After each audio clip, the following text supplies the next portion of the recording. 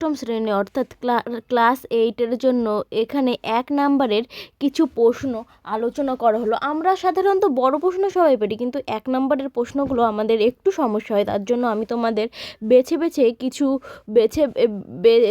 বেছে কিছু এইখানে তোমাদের জন্য নিয়ে এসেছি। তোমাদের জন্য কিছু প্রশ্ন আমি এই যে বানিয়েছি। তোমরা ভালো লাগলে অবশ্যই লাইক কমেন্ট দেবে আর শেয়ার করবে বন্ধুদের সঙ্গে। আর তোমরা চাইলে এটি স্ক্রিনশট নিয়ে রাখতে পারো, ওই পিডিএফটা স্ক্রিনশট করে আবার পিডিএফ বানিয়ে নিতে পারো। এক মূলদ সংখ্যা কাকে বলে? একটি সুষম বহুভুজের একটি বহিষ্কৃত কোণ 60 ডিগ্রি হলে তার বাহু সংখ্যা কত? শূন্য দাগ।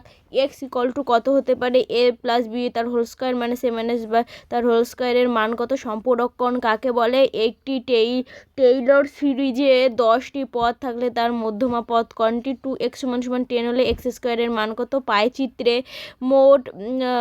মোট সংখ্যা কটি? তারপরে √1.21 এর মান কত? একটি সুষম কোণ একটি 45 হলে এবং 55 হলে তৃতীয় কোণটির মান কত হবে? একটি ত্রিভুজের 3টি বাহুর দৈর্ঘ্য যথাক্রমে 3 সেমি, 4 সেমি এবং 5 সেমি হলে ত্রিভুজটা কী ধরনের ত্রিভুজ? আর সুষম পঞ্চভুজের একটি অন্তর্কোণের মান দাও। এখানে আর একটা অঙ্ক দেওয়া হয়েছে, মানে পিপিটি।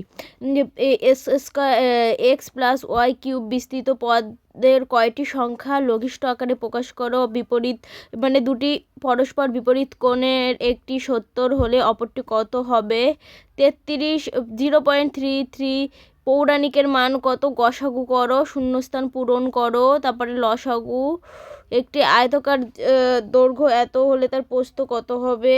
তারপরে একটি সুষম বাহুর সংখ্যা 9 হলে বহিষ্কার কোণ হবে। তারপরে একটি ঘনকের একটি ধারের দৈর্ঘ্য a একক হলে আয়তন কত হবে? বিপরীত কোণ কাকে বলে? শতকরায় প্রকাশ করো। 1 থেকে 10 পর্যন্ত মৌলিক গড় মান কত? এই যে, আর বাকিগুলো দেখে নেবে। আর ভালো লাগলে অবশ্যই লাইক কমেন্ট সাবস্ক্রাইব করে পাশে থাকবে। তোমরা সবাই ভিডিওটা শেয়ারও করছো না, লাইক কমেন্টও কিন্তু করছো না, সাবস্ক্রাইবটা অবশ্যই করবে।